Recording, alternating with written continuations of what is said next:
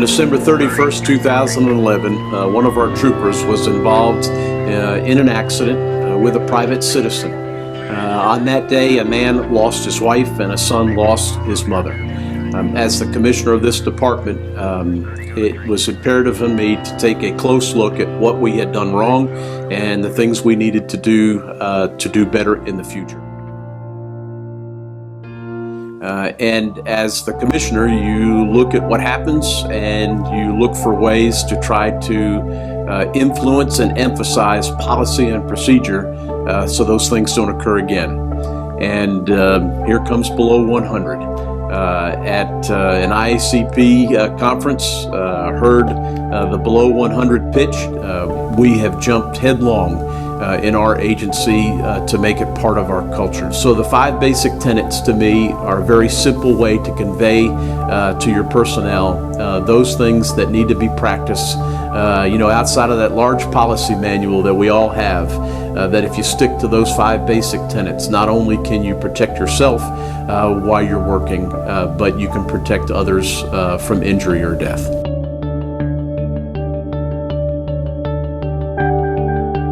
In our culture in law enforcement, we're always going someplace quickly to try to get there to do our jobs. And so it's something that we need to pay attention to. We all know that speed is a contributing factor in accidents, not only with the general public, but with our profession in our response. The important thing is to get there. And so sometimes the best thing to do is to throttle back. Wearing your seatbelt. I remember the statistic that I heard the first time that over 40% of the accidents involving law enforcement officers with injuries and fatalities that folks weren't wearing their seatbelt. That blew my mind because in our agency, it's part of our policy to wear your seatbelt. Well, what's the practice? And so very simply, you're reminding folks that it's important to wear the seatbelt. Wearing your vest, that aspect of what can you do in a lot of instances that you can't control at the beginning of your shift, wearing a vest that's going to protect you. Time and time again, we hear the testimonials of how a vest has saved an officer's life. So taking the time to put your vest on. Complacency kills. Law enforcement is a job of routine. Either set shifts or set things that we do, and with a routine we can get complacent. We can have that expectation that everything's going to be the same all the time.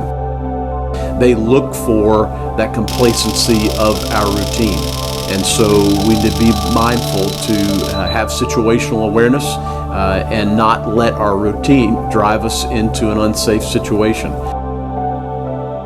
And then lastly, what's important now? An overall concept of how to prioritize your actions so that you're not causing distractions to yourself.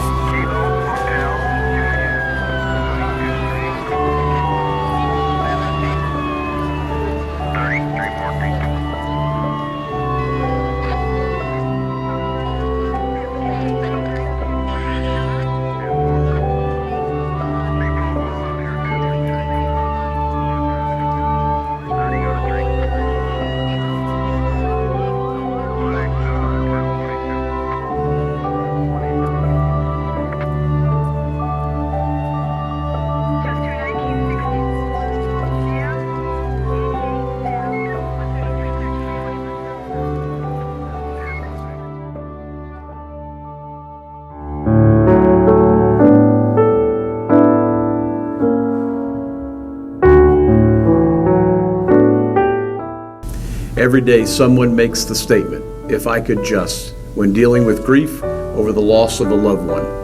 There are landmarks in every state and in our nation's capital to honor the fallen. We erect memorials and add names to them on a continual basis. These things are customary following the loss of a fellow officer, but Below 100 challenge us to ask ourselves what could have been done to prevent the loss. If I could just do something to prevent injury or death today, what would it be? There are so many things in life that we have absolutely no control over. We have to challenge ourselves to be critical of the job we do every day. In doing so, we will begin to focus on things we can change. Law enforcement must begin to adopt a zero tolerance for preventable injury and death, preventing law enforcement line-of-duty deaths in a job that will never end. It's a continual process of improvement, and one that everyone who dons a badge must strive to improve. Influencing is the task of being the compelling force to change effects of action, behavior, or opinions of others. What influence do you have in your department? How can you influence others to eliminate preventable line-of-duty deaths in your department and within your profession? Individual responsibility necessitates that we learn from our mistakes and the mistakes of others. We cannot change the past, but can work to prevent those mistakes from happening again. We must take an individual stance to try and lead a gradual and constant change. And finally, we must be humble in the face of outcomes resulting from our actions, particularly those we can neither envision nor comprehend.